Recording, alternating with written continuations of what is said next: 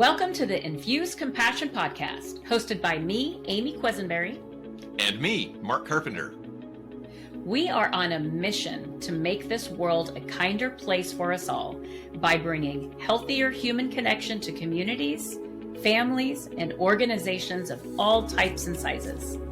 Our goal is to create stronger relationships, more inspired teams, increased trust, and improved results. So let's get started with more ways to infuse compassion into our world.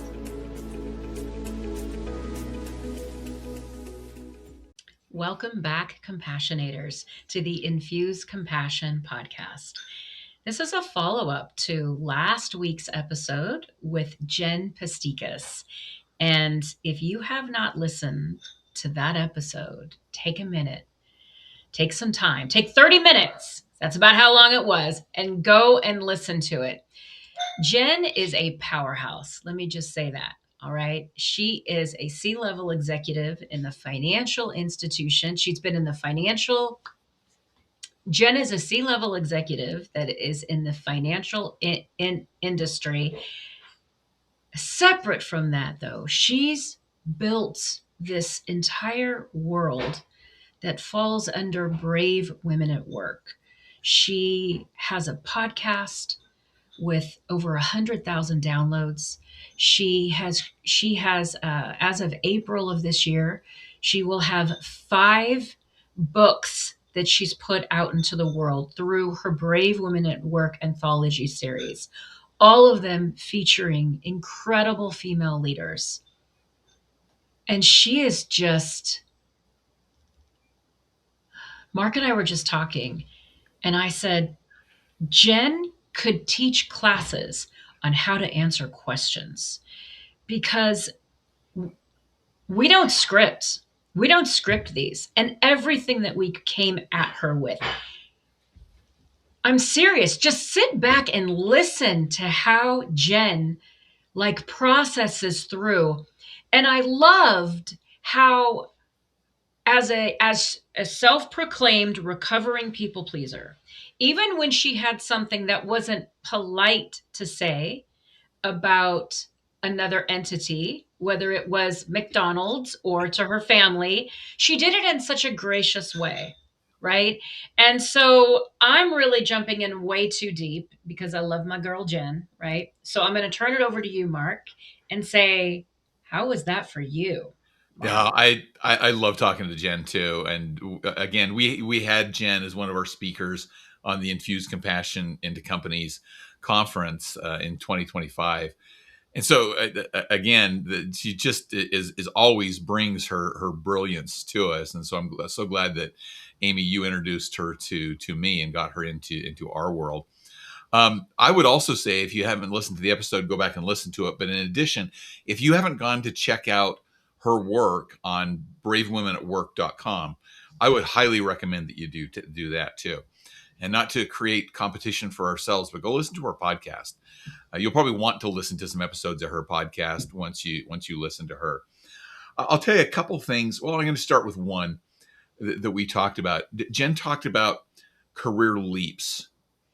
And that part of her role, her work, is helping women take career leaps. And they just stood out to me because when I started my career, they always talked about climb the career ladder. Mm. Well, you don't leap on a ladder. You take a step at a time. And so I just thought that was such an important concept to think about taking those leaps. And she brought up, instead of the career ladder, think of the career lattice. Because there have been times in my career that I went up to a point that I went, I don't want to be here anymore. My ladder was leaning against the wrong wall. And I wish I'd had that concept in my mind about a career lattice, because when I finally got to where I felt like I belonged, I had to move sideways to get there. Mm-hmm. I had to move sideways to go up any farther than I could go. And I loved that concept. So I want to throw a question back to you, Amy. Just in your experience, in your opinion, why, when people feel like I need to make one of those leaps, do they not make the leap? Why, when everything in them says This is not who I am. This is not where I belong. Why do people not take those leaps? Fear of the unknown. It's 100% fear of the unknown. And I think one of the things over and over again in the message that Jen shared that stood out to me was she emphasized repeatedly how important the connection to ourselves is, and to listen to what's going on inside. And we, as we navigate our worlds, we experience unknowns repeatedly. Every time we leave the house, it's an unknown, right? And so when we step back and think, hold on a second, I know this is frightening. I know this is scary right now. But how scary and frightening is it for me to be in my body every day and experience the toxicity, the fear, the anger, the dismissal, whatever it is that we may be experiencing in our environment? I think that's really important to look at that and say, hold on a second. Or maybe it's none of that, but you're just your spirit, like Jen's. Hold on a second. She said, put her, she learned to put her feminine away and Yeah. to push down to create a safer script. Oh my gosh. Like Yeah. that is that the visuals that I have in my mind of that. And listen, I've been in those environments, so I know what she's talking about. But to hear somebody else articulate it, it's like, that's familiar. And who I am now, it's unacceptable. Yeah. Yeah, and I love that, and I'm glad you came immediately to that fear, and I think there's a couple of fears. There's the fear of the unknown, but there's also the social fears, Mm, especially for recovering people pleasers. I'm in the category there with Jen. That maybe this is why I relate to her so well. That there's the fear of what are other people going to think, and mm, what are other people going to say? Am I going to get the support that I need to actually make this work, to actually be successful? And there's a lot of unknowns that are out there that are internal, but they're also social. There's mhm, also some external to it. I would also say that they're somewhat structural. Am I going to be able to pay my bills if mhm, I make this leap? I know I have a paycheck coming every couple of weeks. If I take a leap out on my own, am I going to be able to make ends meet? mhm. Am I going to be able to support my family? So there's a lot of those questions that are hard to get over. So that brings me around to the second question I wanted to ask you. How do you get over those? How do you get past those fears to be able to take the leap? Yeah. So I want to go back to a couple of things that I heard you say. You talk about, am I going to get the support that I need? Yeah. Okay. So there's a talk that I do. It's it's a combination of waiting for the knock at the door and eating from the plate that you're served, where you're not asking for what you need and you're just accepting with what's in front of you. Now, in Jen's story, she specifically called out and said, my goal is to do more speaking gigs. Okay. So what she's done is she reached out to three of her closest women and she said, will you be my speaker buddies? I forget what she called them. Yeah. But she Speaker support team, I think was what she was speaker saying. support team. Nice. Yeah. I love that. And like, how cool is that? To know, listen, this is a direction I want to go.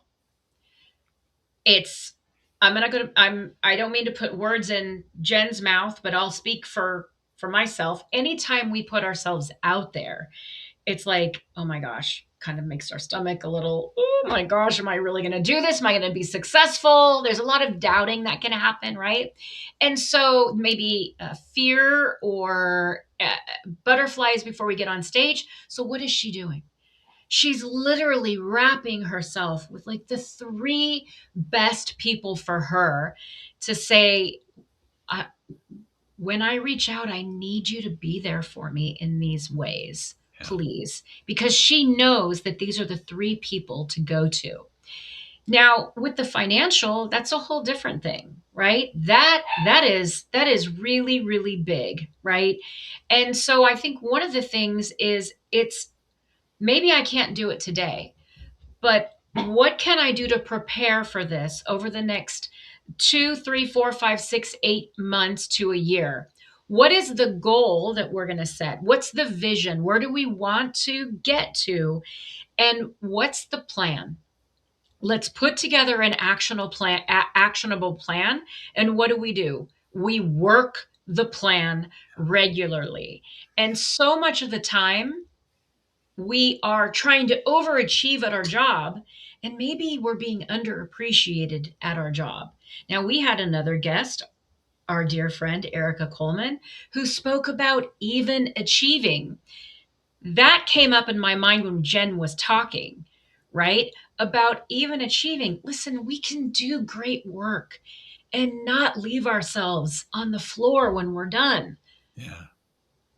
Yeah, I'm really glad you called that out because it ties to something else that Jen said that stood out to me about how when we face those fears, I want to go back to my notes here, that we start making excuses.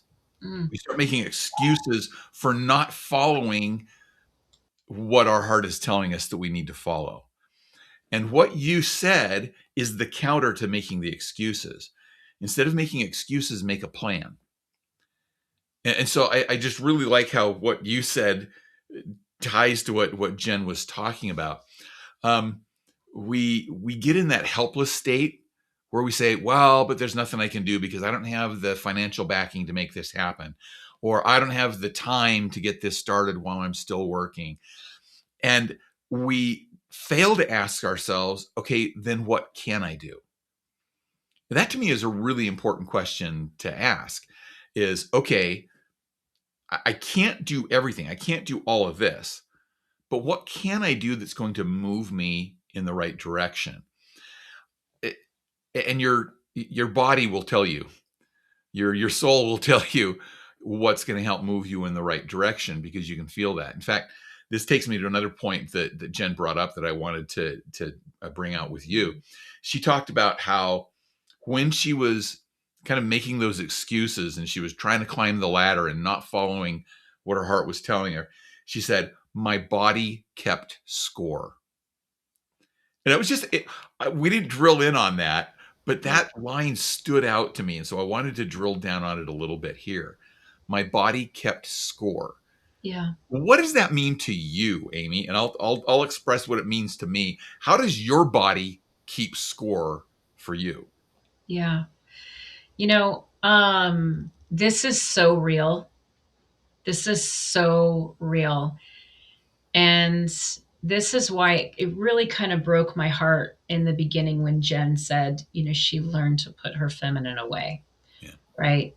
Um, because even though we may try to do that here, the body knows, and it's going to surface in ways whether we like it or not. So I think I may have told this story, but I'll tell it again. I was in an outside sales role. Los Angeles Unified School District was the position I was in. And 2 to 3 times a week, I would drive a stick shift from San Diego to LA. And then once I got to LA, I would have to drive around the city in a stick shift. And long story short, after doing this for 2 years, 2.5 years, my body broke. It literally broke. I ended up with 4 herniated discs behind my heart, 3 bulging in my neck, 3 bulging in the base of my spine, and I lost the use of my right arm from the stick shift.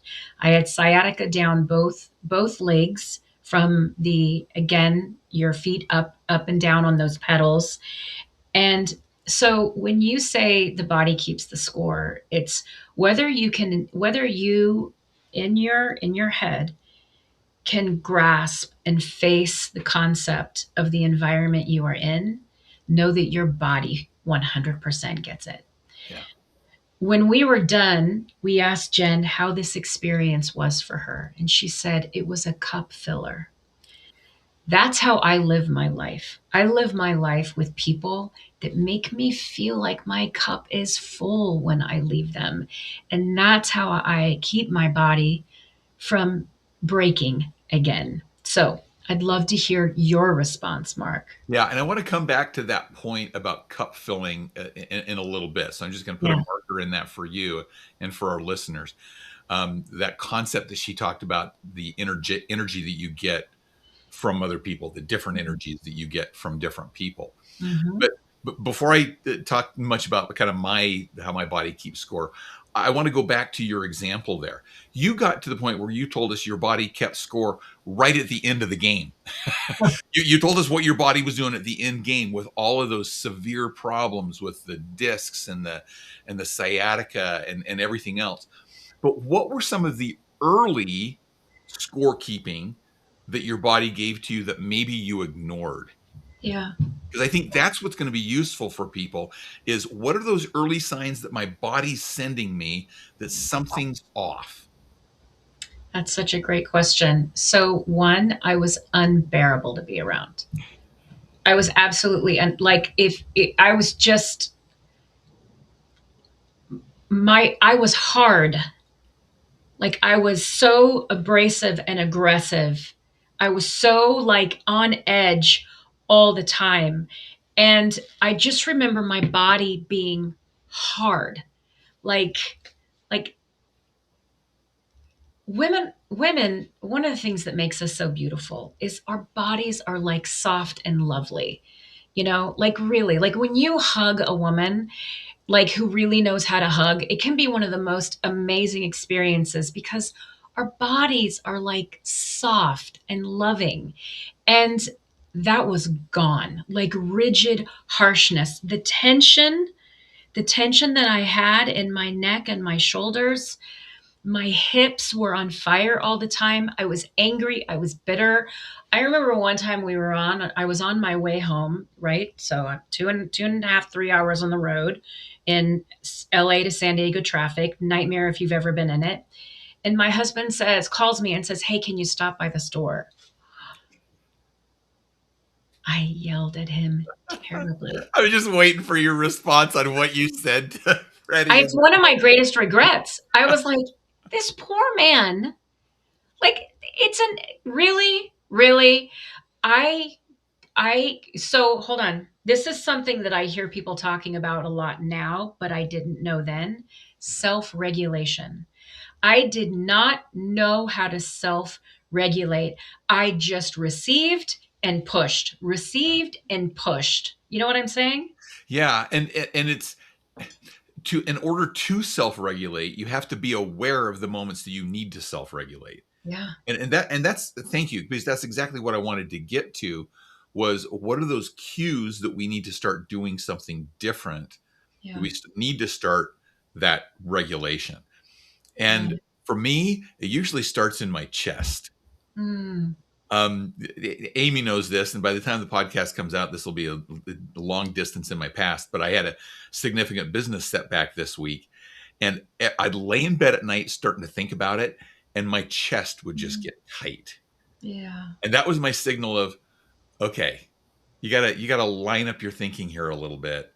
Mhm. And the other part of it is, and you just need to sleep right now.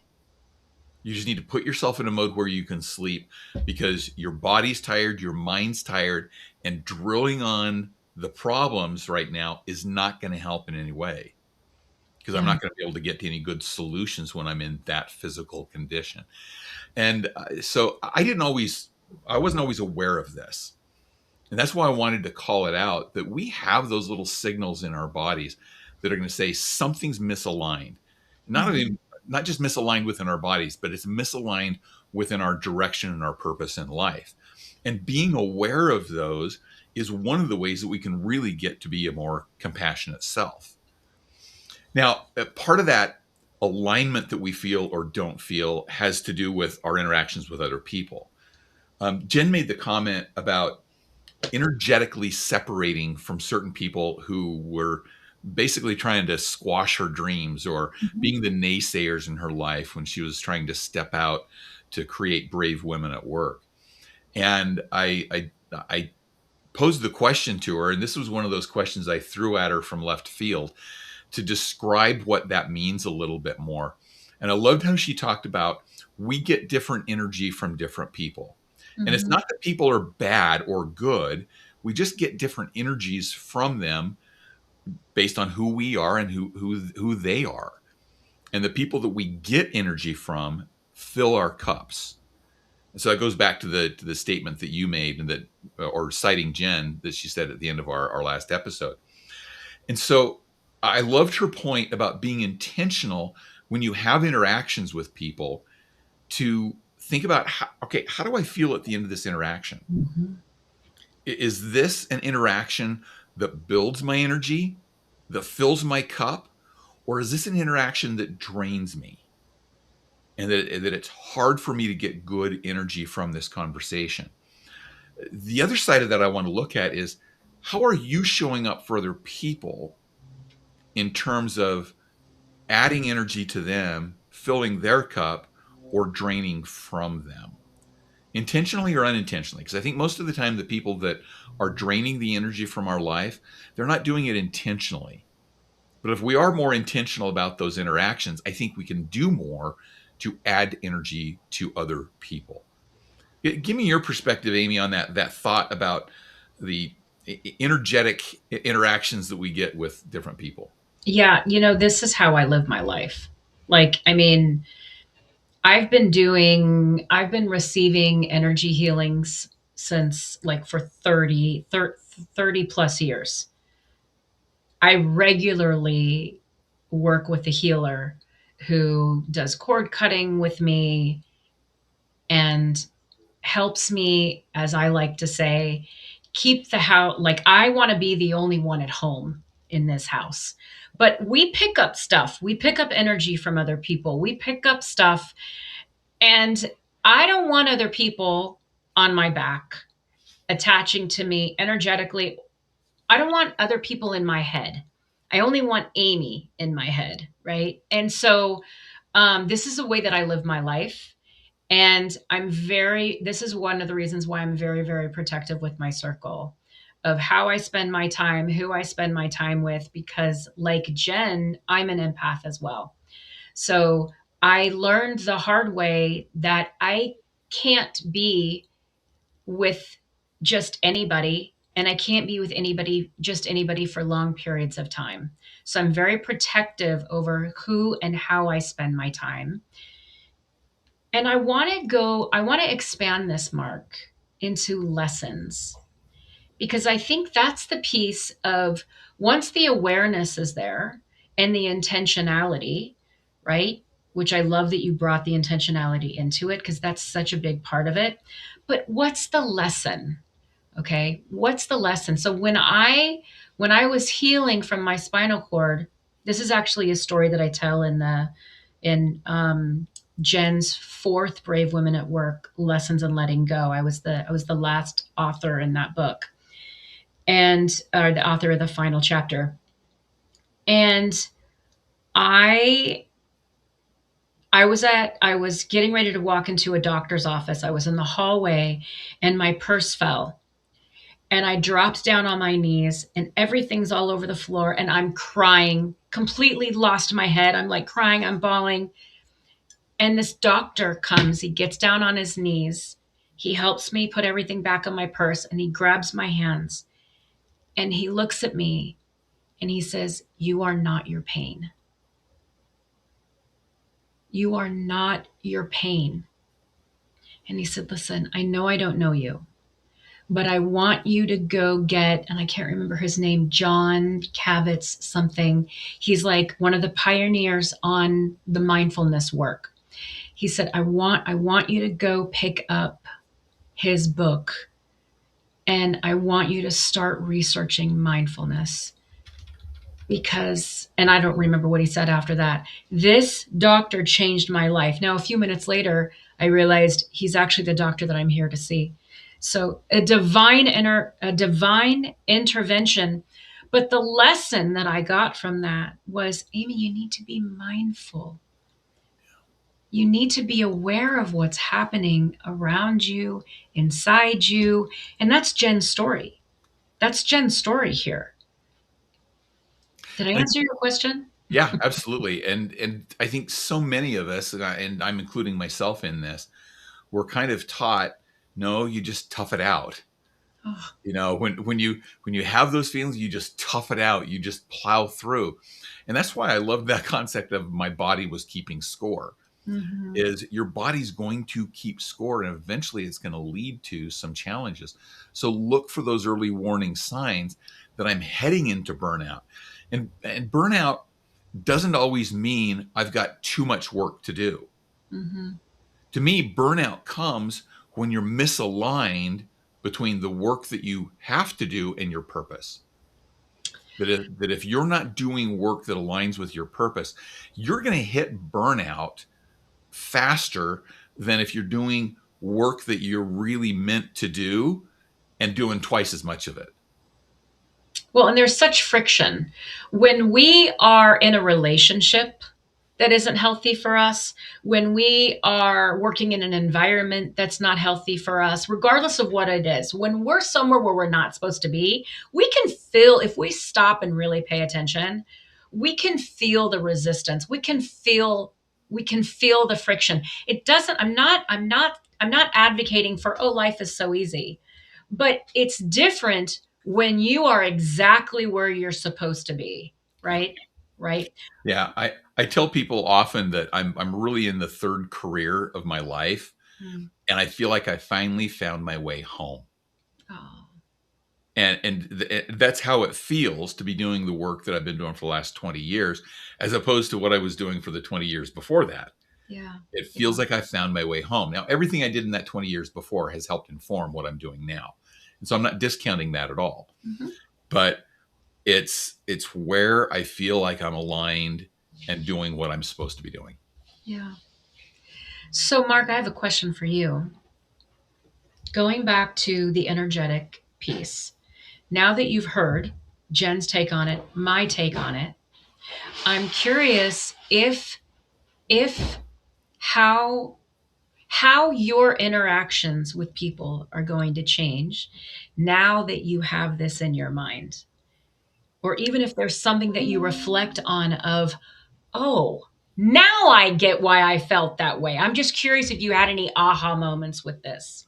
Well, I don't know that it's really going to change my interactions because I, for a long time, have been very intentional about what I try to bring to other people.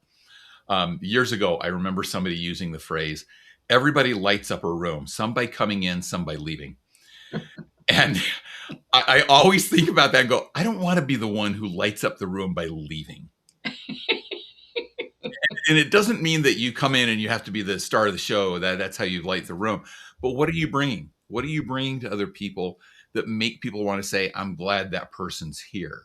Yeah. And it's really about just being intentional about how you interact and servant leaderhood.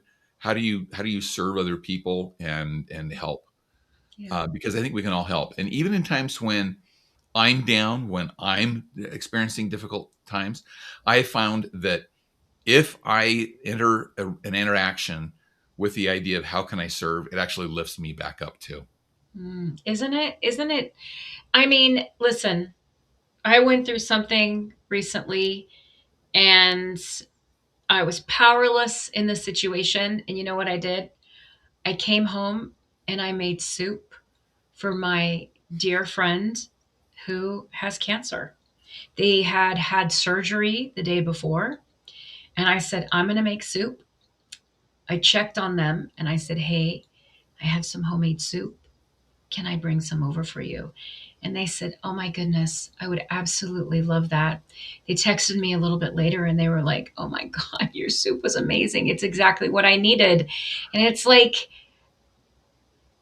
okay, this goes back to what can we do when you said that, right? I love the possibilities mindset. Uh, my go-to question is when I've hit the end of whatever it is, feel powerless, feel stuck, it's unknown, but what is possible right now? Like, even when I say that, like, my whole body opens up. I know you can't see my arms on screen, but they're stretched out. What is possible right now? and just listen and see what comes in. What is possible right now? Yeah. So Jen has inspired us so much that we've just kind of gone on and on and on and on. We're probably at the time where we should wrap up. But I just want to make the tie to that's what happens when somebody brings you the right kind of energy, or when you bring somebody else the right kind of energy. It really does empower the best to come out. And so, again, go back and listen to the episode with Jen last week. If you haven't listened to it, you might even want to listen to it for a second time, because there was a lot of goodness there. This prompted all these thoughts that Amy and I have been throwing around kind of all across the board in this episode today. But just take what Amy just said there and look for what we can do in the coming week. What can you do? And I'm not going to give you any tips. We ask our listeners or our guests to give us tips on what we can do to infuse compassion. I'm going to put that back on all of our listeners. I want you to decide, what's one thing you can do this week to infuse compassion into somebody's life, and give that as a challenge to everybody to follow on with that energy this week and find a way to become the positive energy for somebody. And we would love I'm going to give you last words. Well, thanks, Mark. I was just going to say, I love the prompt that you just gave, the call to action, Mark. But I'm going to ask our compassionators, let's take it one step further and share it in the comments, whatever platform you're in, watching this, listening to this, share this, because your share will inspire others. It's going to inspire us, right? Right on. I'm so grateful for Jen in our lives. And, Mark, I'm really grateful for you too. I was just thinking, I'm grateful for you, and you're the one who brought Jen into our lives. So that's a double gratitude on my side. I love it. We're going to do a triple gratitude here, because the reason why Mark and I show up is because all of our compassionators out there, right? And so we want to thank you so much. We're so grateful that you make time to listen to these episodes. It means so much to us. And the difference that you're making in the world, the beauty that you're putting out there, the compassion that you're infusing into the world. Thank you, thank you, thank you. I hope everybody has a great next rest of week, and we will see you next week. Bye. Thanks for joining us. Thank you for joining us for this episode of the Infuse Compassion podcast. If you enjoyed the conversation, please share a review and like the podcast so other compassionators can join us. Until next time, let's all do something each day to infuse compassion into the world. For more information on our guests, see the show notes. For more information on Mark and Amy, go to infusecompassion.com.